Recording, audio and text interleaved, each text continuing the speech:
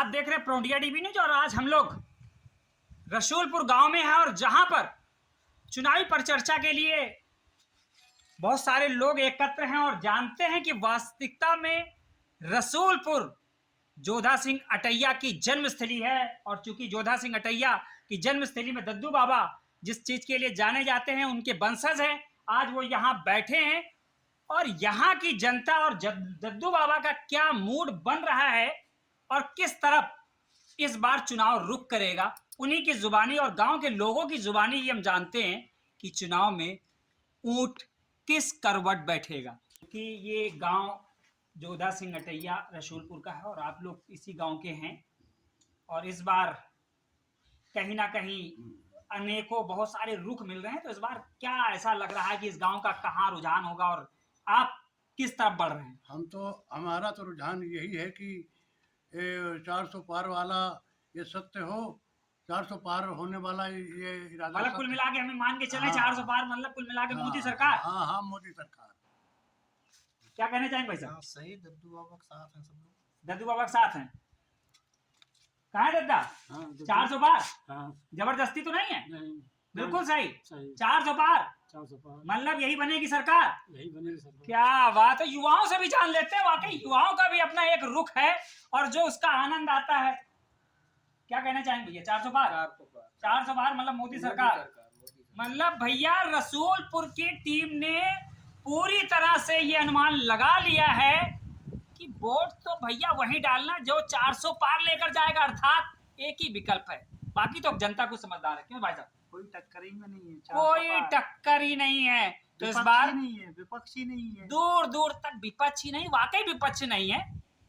हम तो यही कहेंगे भैया वोट आपका बड़ा अमूल्य है और अगर 100% वोट पड़े तो कहीं ना कहीं उसका आनंद भी होता। और इसी कड़ी में हम आज आपको लेकर चलते हैं। दूरदर्शन में बहुत समय दिया है और दे रहे हैं कमलेश जी, और कमलेश जी भी आज इस गांव में पधारे हैं और वो भी कहीं ना कहीं जमीनी तौर पे बहुत सारी चीजों से जुड़े हुए हैं और कमलेश जी की जुबानी भी हम कुछ चीजें जानने का प्रयास करेंगे। कमलेश जी, इतनी दूर से आप आए और इस गांव में आए और दद्दू बाबा से भी आपने मुलाकात की, कैसा लगा ये रसूलपुर का गांव?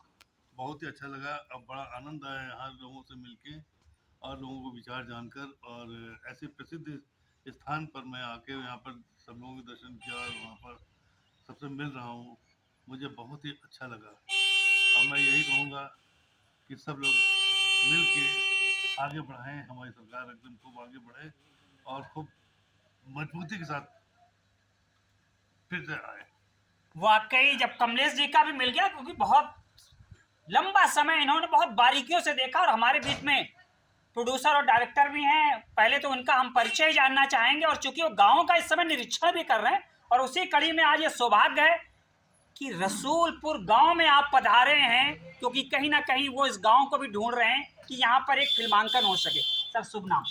गिरीश कुमार। गिरीश जी, आज इस गांव में कमलेश जी और आप लोग एक साथ पधारे और वहाँ सुन रहे हैं कि आप एक फिल्म भी बना रहे हैं जो ग्रामीण जीवन पे आधारित है और लगभग वो 100 वर्ष पुराने जैसी कुछ इस तरह का वातावरण है, तो कैसा लगा इस गांव में आकर सर? ये गांव बहुत ही अच्छा है और क्रांतिकारियों का गांव है, जहां देश के लिए इन्होंने अपनी बलिदान किया। और दद्दू बाबा हैं, इनका भी आशीर्वाद हमें मिला और ग्रामीण इलाका तो है ही अच्छा, और इसलिए हम इस गांव में आए। और फिल्म के बारे में भी हम फिल्म बना रहे हैं, रंग माटी का। रंग माटी का? जी, रंग माटी का। तो उस जगह को ढूंढ रहे हैं जो 100 साल पहले जो मकान होते थे, हम उस जगह को ढूंढ रहे हैं यहाँ, और हमें शायद मिल भी जाएगा। तो आज रसूलपुर में हम आए हैं सभी लोग, और बहुत बहुत धन्यवाद गांव वासियों का। लोकेशन ढूंढ रहे हैं और कह रहे हैं रंग माटी का तो रंग जमेगा, और फिर जब रंग बसंती वाले रसूलपुर में हो, जिसका चोला ही रंगा हुआ हो, तो वहां की बात हो रहा है। और ये सब पूरी प्रक्रियाओं को एक कड़ी में जिन्होंने जोड़ा वो हमारे बीच में अधिवक्ता राणा जी हैं, जिनके कारण आज ये पूरी टीम यहाँ पर एकत्रित हुई और हमारा भी कहीं ना कहीं सौभाग्य है। उनकी जुबानी भी हम जानते हैं कि आज इस गांव में आकर कितना आनंद उन्हें प्राप्त हुआ।